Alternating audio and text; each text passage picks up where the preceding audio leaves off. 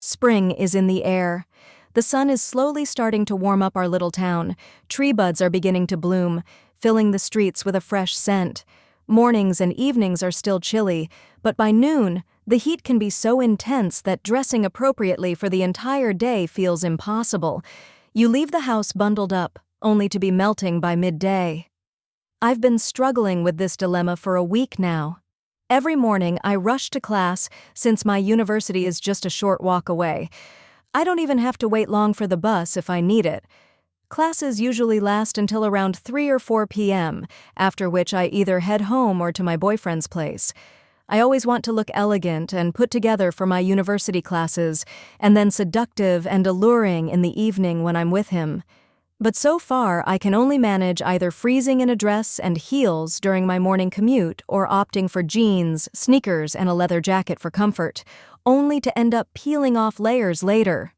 It always feels like a trade-off, and sometimes I make the least practical choices, especially as a girl. Today was one of those unpredictable spring days. It was around 54 degrees Fahrenheit in the morning, and I was running late in my pastel blue dress, a knitted shawl draped over my shoulders, and beige stiletto heels. I was hurrying to my first class, Eastern Asian culture in the 8th century, definitely not dressed for the weather. People turned their heads as I rushed by, men and even some women. I guess that's normal when you're a 19-year-old girl in heels and a dress, but honestly, I felt like some of them were looking just to figure out who the idiot was that dressed like this in such cold weather. When I finally slipped into the lecture hall, I quietly took a seat in the very back, hoping to avoid yet another scolding for being late, but Professor Jameson only shot me a sharp look and said, "Miss Carter, see me in room 312 after class." Then he continued his lecture about the glorious samurai era. The way his piercing gray eyes locked onto me made me feel uneasy. It was supposed to be a great day. My boyfriend and I were celebrating our 2-year anniversary. That's why I dressed up. We had plans to go to the fanciest restaurant in town, one we couldn't usually afford. Then we'd take a romantic walk along the riverfront where we had our first kiss, grab a couple of bottles of cheap wine, and end the night at his place, doing all the things young couples do. My mind drifted off, imagining the evening ahead, and before I knew it, the class was over. As I stepped into the crowded hallway, rushing to my next class, math, someone suddenly grabbed my elbow. I turned around and heard Professor Jameson's deep voice. "Miss Carter, I expect you in my office at exactly 3 p.m. Try for once in your life not to be late." I was so caught off guard that I froze for a moment, and before I could respond, he had already disappeared into the crowd of students. Feeling frustrated, I pulled out my phone and texted Max to let him know I'd be late, though I wasn't sure how long it would take. Guilt twisted in my stomach. He had barely managed to get us that reservation, and now he'd have to sit there waiting for me, all because some professor decided today was the day he needed to lecture me about punctuality. On my way to math class, I tried to refocus, debating whether I'd have to make it up to Max later by being an extra good girlfriend. But just 5 minutes into the lecture, the professor handed out test sheets, 50 questions in 20 minutes, followed by an essay on some boring topic like environmental conservation. I had no choice but to concentrate. After that, I had international economics, which was so dull I could barely keep my eyes open. Thankfully, my boyfriend's texts kept me from completely dozing off, reminding me that at least the evening had something exciting in store. He wrote to me that I shouldn't worry too much about the fact that some idiot, with whom his wife hasn't slept for a long time, wants to spend some time alone with a pretty sophomore, under the pretext of a serious conversation. For some reason, this made me laugh, probably because I didn't believe that Professor Jameson's wife doesn't give him sex. Professor Jameson wasn't some old geezer. He was a striking man in his mid-40s, tall, in great shape, with thick dark hair lightly graying at the temples. He was always impeccably dressed in a suit and tie, clean-shaven, and carried himself with effortless confidence. Every time I looked at him, I couldn't understand why he was even teaching at our university. He seemed like he belonged on a Hollywood set, hanging out with George Clooney and Brad Pitt in an Ocean's 11 sequel. Every woman in the faculty adored him, from the cafeteria lady, Mrs. Walters, to the 60-year-old assistant dean, Margaret Thompson. But despite his undeniable charm, he was always strict, and I had never once seen him crack a joke or smile. Flirting with him seemed outright terrifying. My thoughts were interrupted by a new text from Max. He suddenly asked me to take a picture of my legs. He knew that today I would be wearing a dress, so he was looking forward to seeing my long, slender legs in all their glory. It was his personal fetish, and I really liked it, because I knew that my legs turned him on. I put my hand under the desk, rolled up the hem of the dress as high as possible, and took a couple of pictures. I'm sure he would like it. A couple of minutes later, I received an answer. He described in all its glory how he would pull off my tights himself, kiss me tenderly, and lick each of my toes. Then he would slowly kiss my feet, and then my legs. He would gently rise up. My imagination was running wild, and for a moment, I was ready to ditch everything and just go straight to his place. Who cared about a fancy restaurant or a moonlit walk when I could just be in his arms? But then I remembered I had an appointment, and skipping it wasn't an option. So much for my evening plans. After class, I rushed to the restroom, not just for practical reasons, but to do a quick touch-up. To my surprise, I didn't look nearly as bad as I felt. My long chestnut hair, still styled in the soft curls I had carefully put together in the morning, cascaded down past my chest. My dress still hugged my figure perfectly, and since I hadn't eaten all day, my stomach was flat, making my waist look even more defined. Dabbing on a bit of soft pink lipstick, I took a deep breath. It was time to face whatever was waiting for me. I found room 312 and hesitated before knocking. A firm but quiet "come in" came from inside. I pressed down on the handle, and the door opened effortlessly. The office was bright, but not particularly welcoming. Maybe it was the way Professor Jameson was leaning against his desk, half standing, half sitting, glancing at his wristwatch as if counting down to exactly 3 p.m. He didn't even turn to look at me. Well, for the first time in history, Miss Carter isn't late, he said in a falsely cheerful voice. I'm really sorry for always being late. See? I can be on time. I'll make sure to always be punctual from now on. Can I go now? He raised an eyebrow. Oh, are you in a hurry? I had no idea you even knew how to rush anywhere. I'm shocked. For the first time, I saw his lips curl into a smirk. In that case, make yourself comfortable. We'll be having a long discussion about what students are actually supposed to do during my lectures. He gestured for me to sit in the chair across from his desk. Letting out a deep sigh and mentally cursing this entire situation, I stepped forward and sat down. It suddenly struck me. I had never been this close to him before, and I had never noticed how intoxicating his cologne was. Hugo Boss. Miss Carter, tell me, he said, tilting his head slightly, his eyes locking onto mine. What exactly is it that occupies your thoughts during my lectures? My hands involuntarily began to fidget, to hold the hem of the dress. In my thoughts, I began to frantically sort through all the possible plausible answers, because to be honest, in 95% of cases out of 100, I think about how Max will caress me today or caressed me yesterday, remembering everything that has already happened, and I think about what we haven't had time to try yet. Well, I need an answer. I'm waiting. A deep baritone voice interrupted the stream of my thoughts. Damn, I completely forgot I wasn't alone and was actually supposed to respond. I lifted my gaze and, for the first time, met his eyes. The entire time, he had been watching me with his deep, dark gray eyes, like a hungry wolf studying its prey, waiting for the right moment to attack. My palms grew sweaty. I quickly lowered my gaze to the floor and mumbled, "Oh, just about different things. Home stuff." I was talking complete nonsense, and for some reason I threw in something about my boyfriend, just random prattle. There was an unmistakable hint of sarcasm in his voice when he responded, "Oh, really? And can you elaborate? What exactly is so important in your head that it takes priority over Japanese culture and my lectures? Run, girl. Run before you say something even dumber. My rational mind was screaming at me.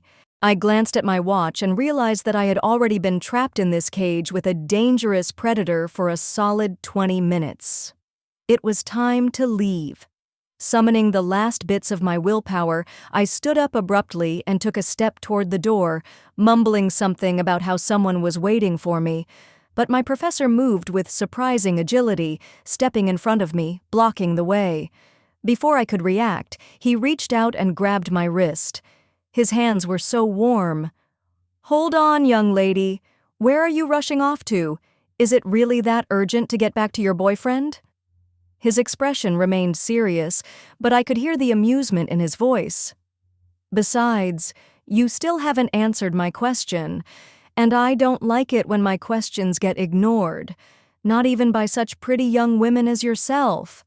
Oh my God, he just called me pretty. Was he actually flirting with me? Was the whole lecture thing just an excuse to get me alone? Had Max been right about him all along? This was insane. "If you really want to know," I began, hearing the words come out of my mouth before I could stop them. I was thinking about my boyfriend and how we, make love. Or will be making love, and yes, obviously, that's way more interesting than whatever you've been lecturing us about. I was shocked at my own audacity.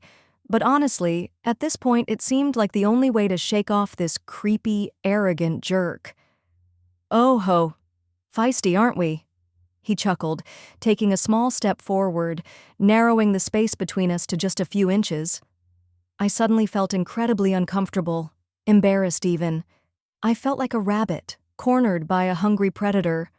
My legs felt like lead, and my heart was pounding so hard it might as well have jumped out of my chest.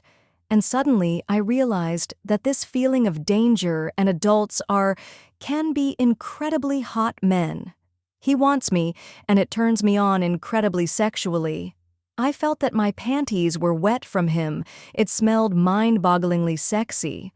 Something paused between me and Professor dragged on, and it seemed to me he knew what effect he has on girls and women, and waits for me to throw myself into his arms.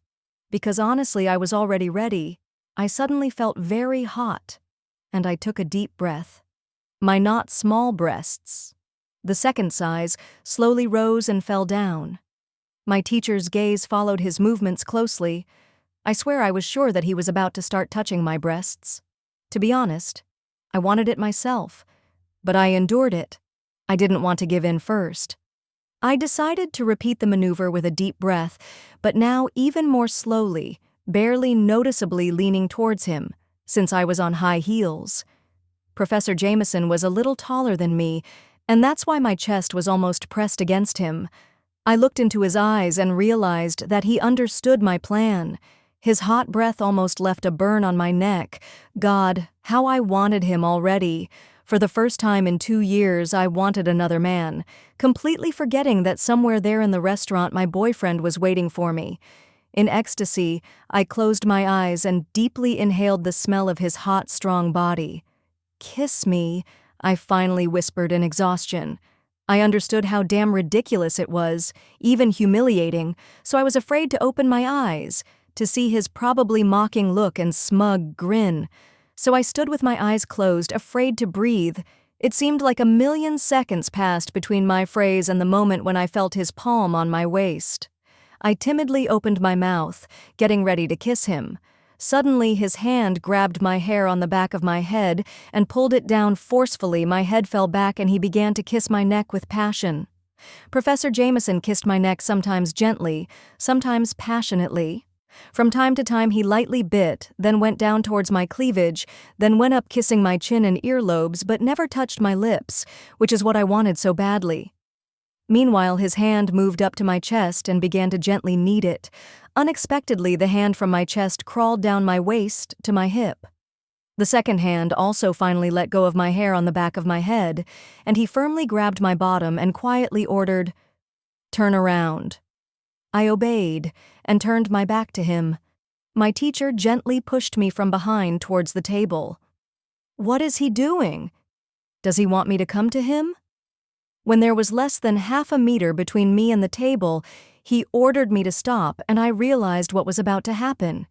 He was fully anticipating the moment when he would fuck me on the teacher's table. Suddenly, my phone rang. I turned around and moved to the chair where my handbag was, but Professor Jameson stopped me with a look. He himself pulled the phone out of my handbag, and seeing who was calling, grinned, guessing that Max was calling. I reached out for the phone. Oddly enough, the professor calmly handed me my phone. I answered the call. "Hey, are you gonna be much longer?" Max asked, irritation clear in his voice. "Sorry, sweetheart, I really can't say for sure," I replied in the saddest tone I could muster. I could feel my professor watching me intently, listening to every word. "I've been sitting here for almost an hour. The waiter came over a few times already, asking me to order something or free up the table," Max complained. "Just order something, I'll try to get out of here as soon as I can." Of course, that was a blatant lie. I knew perfectly well that no one was leaving this room until late in the evening. He was so damn annoying, lecturing me like I was some schoolgirl. The whole time I was talking, he just stood there, watching me.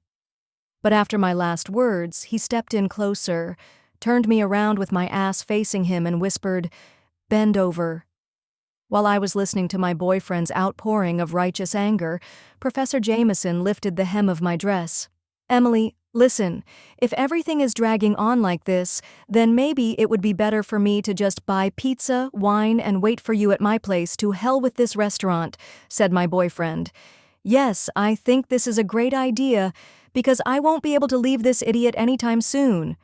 When I said the word idiot, I was slapped hard on my ass. I barely audibly screamed, after which another slap and a quiet hiss followed. I barely restrained myself from moaning right into the phone. Suppressing moans of pleasure, I answered as plausibly as possible. "Okay, dear. Then I'll have a bite to eat and I'll wait for you at my place. I already want to see you, my love." I felt him smile when he said the word beloved, and I smiled too, but not from his words, but from the sexual pleasure that my teacher would give me. "Yes, of course, I will try my best, dear." On the last word, Professor Jameson slapped me hard on the butt again. The teacher grabbed me by the hair and pulled me towards himself. I stood up straight, and he turned me to face him, winding my hair around his palm. He pulled my face towards him and finally kissed me. "Come on, Emily. Be a good girl. Show me what you learned with your boyfriend," he said in a honey-sweet voice. After wild sex, while I was pulling on my panties and tights, getting myself in order, Professor Jameson stepped over to the table and poured some water from the pitcher. When he returned, he handed me a glass. Thanking him for his politeness, I drank water. As I glanced at him, I saw something for the first time. He was genuinely smiling.